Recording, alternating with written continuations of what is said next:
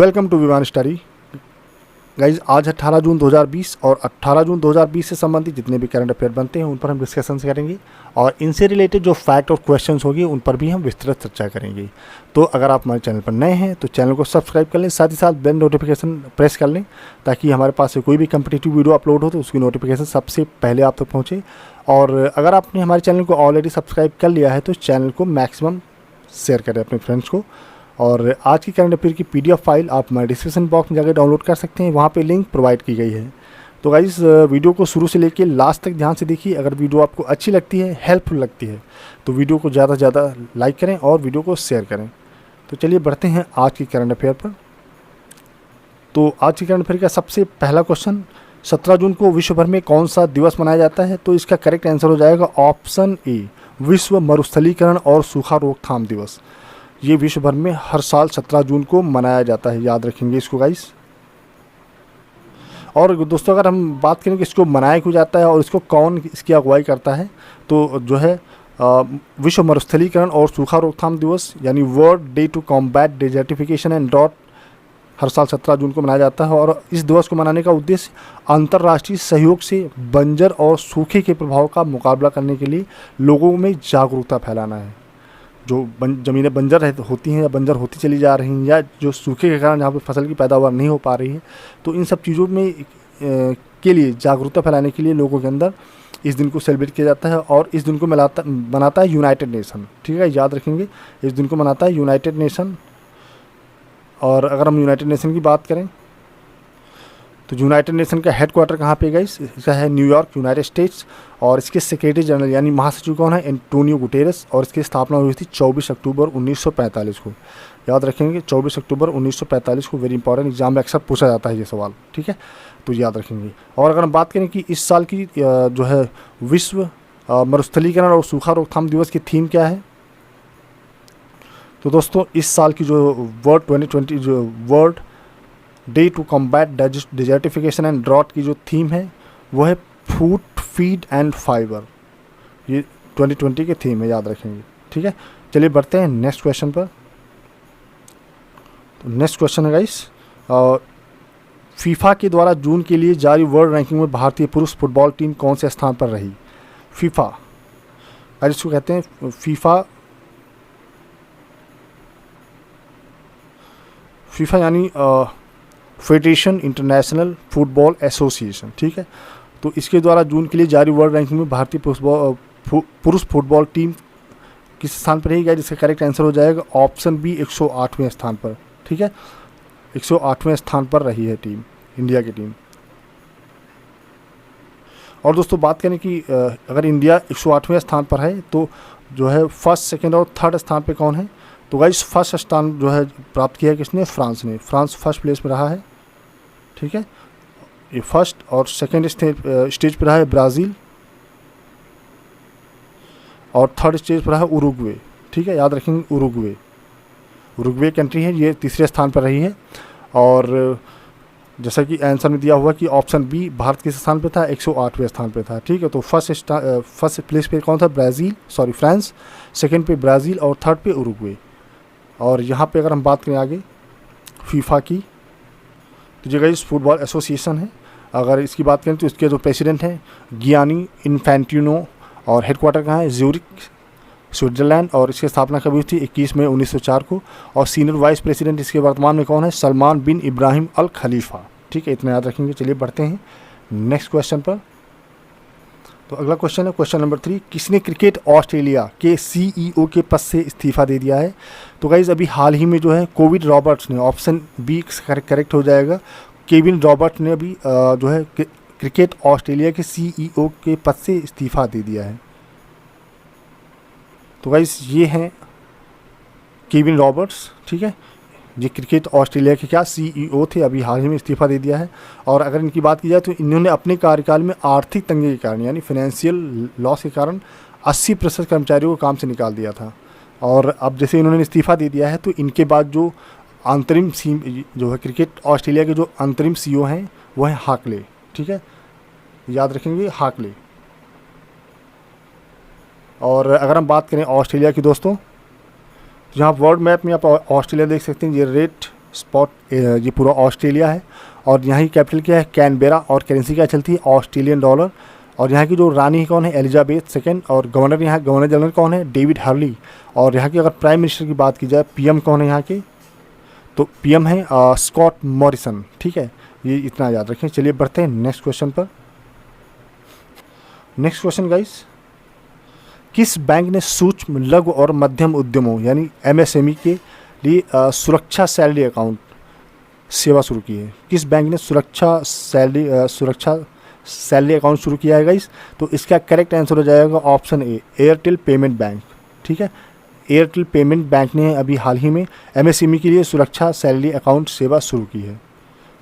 और अगर हम बात करें एयरटेल की, तो गाइस ये है एयरटेल। ठीक है, और एयरटेल ने ही क्या किया है, एयरटेल ने पेमेंट ने बैंक ने सूक्ष्म लघु और मध्यम उद्यमों के लिए सुरक्षा वेतन खाता शुरू किया है। और इससे क्या होगा कि उन्हें कौशल भुगतान करने में सक्षम बनाया जाएगा। जो लोग मेहनत करते हैं या जो मजदूर टाइप के लोग हैं, उनको कैशलेस भुगतान करने में सक्षम बनाया जाएगा। और यह उन कर्मचारियों की वित्तीय सुरक्षा कंबल की प्रदान करेगा। ठीक है, सुरक्षा कवर भी प्रदान करेगा। अगर किसी प्रकार की कोई प्रॉब्लम होती है तो ये वित्तीय सुरक्षा कवर भी प्रदान करेगा। क्या, कौन प्रदान करेगा? Airtel payment bank. ठीक है, और अगर हम एयरटेल पेमेंट बैंक की बात करें तो इसका जो है हेडक्वार्टर कहाँ है, न्यू दिल्ली में है। और इसके सीईओ कौन है, अनुबरारा विश्वास। और इसकी पेरेंट ऑर्गेनाइजेशन क्या है, भारतीय एयरटेल। ये भारतीय एयरटेल की पेरेंट ऑर्गेनाइजेशन है। और इसकी स्थापना कब हुई थी, जनवरी 2017 में। ठीक है, तो याद रखेंगे जनवरी 2017 में। मेन इंपॉर्टेंट चीज़ इसको याद रखेंगे, इसके सीईओ कौन है एयरटेल पेमेंट बैंक के, तो ये हैं अनुब्रता विश्वास। और यहीं पे अगर ऑप्शंस में दिए हुए जो अदर बैंक्स उनकी बात करें गाइस, तो जैसे इंडिया पोस्ट पेमेंट बैंक, तो इसकी स्थापना कब हुई थी, 1 सितंबर 2018 में। और हेडक्वार्टर का न्यू दिल्ली। और इसके सीईओ कौन है, सुरेश सेठी हैं। ठीक है, याद रखेंगे सुरेश सेठी इंडिया पोस्ट पेमेंट बैंक के जो है सीईओ हैं। और अगर ऑप्शन सी की बात करें तो इसका हेडक्वार्टर कहाँ है, मुंबई में। Option C, Fino payment bank, इसका हेडक्वार्टर मुंबई में है। और इसके सीईओ और एमडी कौन है, ऋषि गुप्ता। और इसकी स्थापना कब हुई थी, 13 जुलाई 2006 में। ठीक है, 2006 में। और अगर डी, जियो पेमेंट की बात करें तो जियो के कब स्थापना हुई थी, 3 अप्रैल 2018 में, 2 साल पहले की गई थी। और इसकी बात करें कि इसके फाउंडर कौन है, मुकेश अंबानी हैं। और इसका हेडक्वार्टर कहाँ है, नवी मुंबई। ठीक है, इसे याद रखेंगे। चलिए बढ़ते हैं नेक्स्ट क्वेश्चन पर।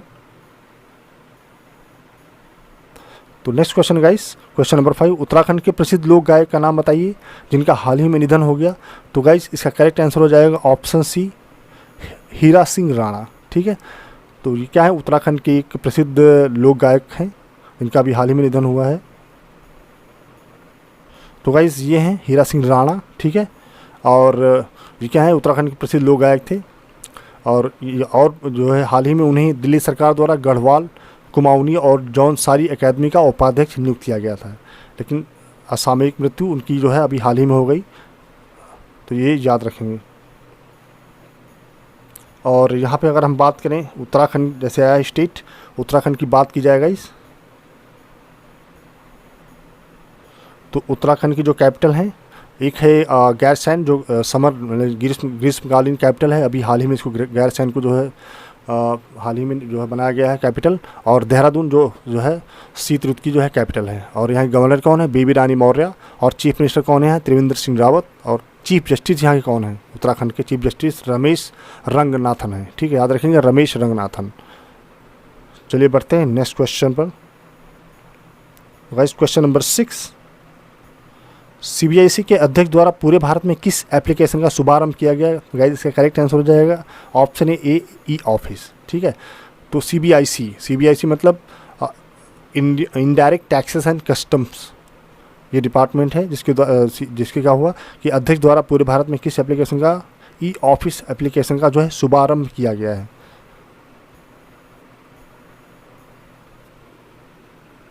तो गाइस ये हैं सीबीआईसी के अध्यक्ष एम अजीत कुमार। और एम अजीत कुमार के द्वारा ही जो है इनकी अध्यक्षता में जो है एक एप्लीकेशन का शुभारंभ किया गया जिसका नाम है ई ऑफिस। और ई ऑफिस एप्लीकेशन को क्या है, सीबीआईसी के अध्यक्ष द्वारा भारत भर के 500 अधिक सीजीएसटी और सीमा शुल्क कार्यालयों में केंद्रीय प्रत्यक्ष कर और सीमा शुल्क बोर्ड की अंतरिम कार्यालय प्रक्रियाओं को स्वचालित करने के लिए लॉन्च किया गया है। ठीक है, और दोस्तों यहाँ पे अगर हम बात करें CBIC की, जैसे CBIC वर्ड आया है यहाँ पे CBIC, ठीक है, तो CBIC मैंने बताया अभी कस्टम्स एंड सेंट्रल एक्साइज को बोलते हैं, और इसका वर्क क्या होता है, सीमा शुल्क एवं केंद्रीय उत्पाद शुल्क लेना होता है। ठीक है, तो ये याद रखेंगे। और अगर CBIC की बात करें तो इसके चेयरपर्सन कौन है, M अजित कुमार अध्यक्ष हैं, और इसकी स्थापना कब हुई थी, 1 जनवरी 1964 में। और गवर्निंग बॉडी कौन है, गवर्नमेंट ऑफ इंडिया, और हेडक्वार्टर कहाँ है इसका, न्यू दिल्ली में हेडक्वार्टर है। चलिए बढ़ते हैं नेक्स्ट क्वेश्चन पर। तो क्वेश्चन नंबर 7 है गाइस, प्रसिद्ध पशुपतिनाथ मंदिर में स्वच्छता केंद्र का निर्माण कराने के लिए भारत ने कितने करोड़ रुपए देने की घोषणा की है। तो गाइस इसका करेक्ट आंसर हो जाएगा ऑप्शन ए, 2.33 करोड़ रुपए। ठीक है, इतने रुपए देने की घोषणा की है पशुपतिनाथ मंदिर में स्वच्छता केंद्र का निर्माण कराने के लिए, और जो है इंडिया ने की है। ठीक है, तो इतने याद रखेंगे कि कितना अमाउंट दिया है गाइस, तो 2.33 करोड़ रुपए। चलिए बढ़ते हैं नेक्स्ट क्वेश्चन पर।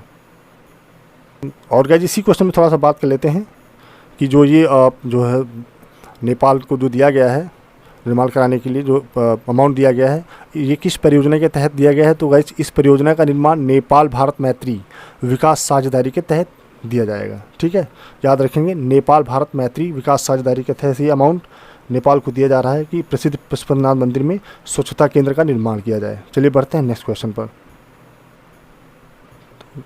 नेक्स्ट क्वेश्चन है, हाल ही में किसने दावों का जल्दी निपटारा करने के उद्देश्य से मल्टी लोकेशन क्लेम सेटलमेंट सुविधा शुरू की है। तो गाइज इसका करेक्ट आंसर हो जाएगा बी, कर्मचारी भविष्य निधि संगठन यानी EPFO। EPFO ने ही अभी हाल ही में किसी भी दावों का जल्दी निपटारा करने के उद्देश्य से मल्टी लोकेशन क्लेम सेटलमेंट सुविधा शुरू की है।